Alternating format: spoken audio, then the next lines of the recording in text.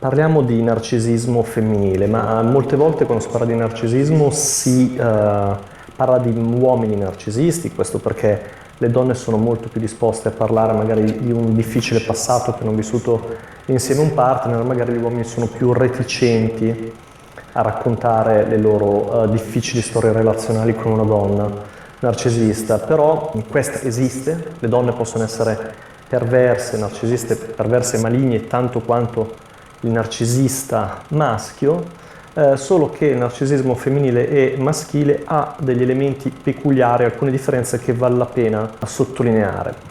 Il narcisista è un seduttore, ha bisogno di sedurre, per quanto possa spacciarsi per originale ed eccezionale, è una persona in realtà conservatrice e reazionaria. Ecco quindi che la donna narcisista userà il suo corpo come un fulcro, come il fulcro della sua seduzione, la migliore tradizione di seduttività femminile, e userà ed abuserà del proprio corpo, motivo per cui molte narcisiste hanno anche o hanno avuto dei disturbi alimentari tipo bulimia o anoressia nervosa. Useranno la femminilità e il suo potere socialmente determinato, sfrutteranno il loro stesso corpo e a questo fine tendono ad aderire a dei modelli di femminilità socialmente determinati e riconosciuti. In fondo vogliono sedurre più gente possibile. Per cui la donna narcisista darà molto peso all'apparenza, sarà molto curata e l'apparenza diventerà uno strumento per ottenere superiorità, e l'ossessione per essa può poi portare questo tipo di donna ad abusare anche della chirurgia plastica. L'apparenza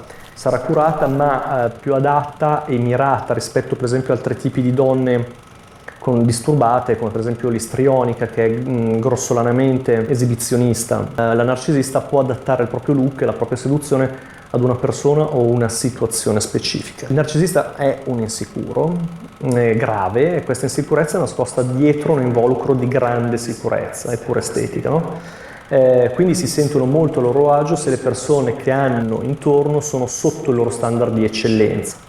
Ecco perché alcune narcisiste hanno invariabilmente uno o più amiche meno graziose di loro, diciamo così, ne amano sentirsi magnanime verso queste loro amiche più brutte, che già di per sé, insomma, che già per questo motivo sono estromesse dalla competizione.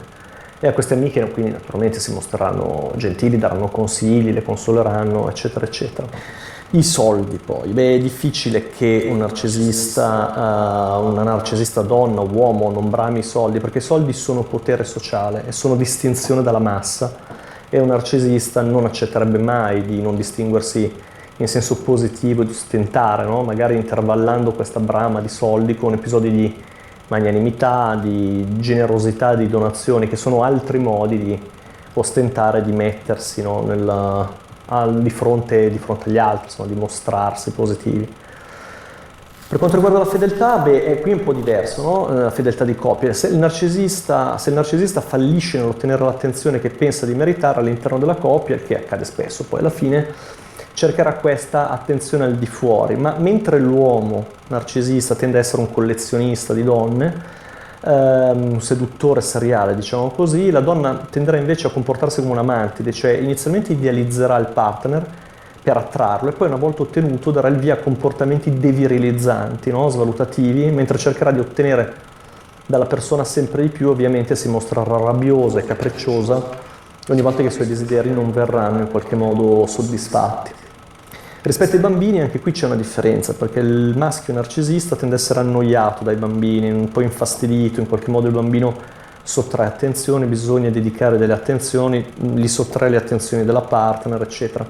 Invece la donna narcisista, come dire, ama i bambini, gli piacciono i bambini, non apprezza naturalmente in maniera superficiale, soprattutto se ha più figli, tende a concentrarsi su uno di essi, a porre le sue aspettative su questo bambino, trascurando l'altro, questo primo bambino che è percepito come più adeguato, mentre l'altro poi verrà percepito come inadeguato e in qualche modo accantonato. La narcisista vede il figlio in qualche modo come un'estensione di sé anche quando diventerà grande, no? E tutto ciò che il figlio può ottenere diventa in qualche modo misura della sua superiorità come genitore rispetto agli altri. La narcisista tende a cercare l'assistenza psicologica molto più dell'uomo narcisista.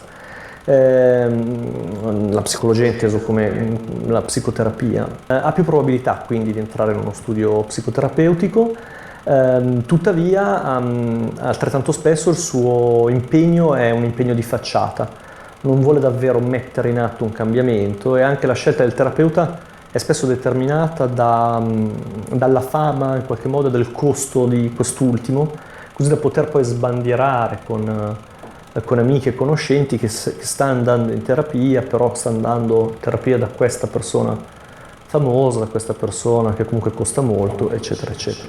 Questo un primo approfondimento sul narcisismo femminile, che è un argomento di cui si parla di meno, ma ci sono molti uomini che sono stati vittime in relazioni con donne narcisiste e che giustamente hanno bisogno di ascolto, hanno bisogno di essere, insomma, capiti, e questo spesso non avviene, un po' una mancanza della nostra società che ha più difficoltà a riconoscere la malignità, la malvagità, insomma la psicopatologia nella donna rispetto all'uomo, qualcosa sulla quale riflettere. Io vi saluto e vi rimando al prossimo video. Ciao!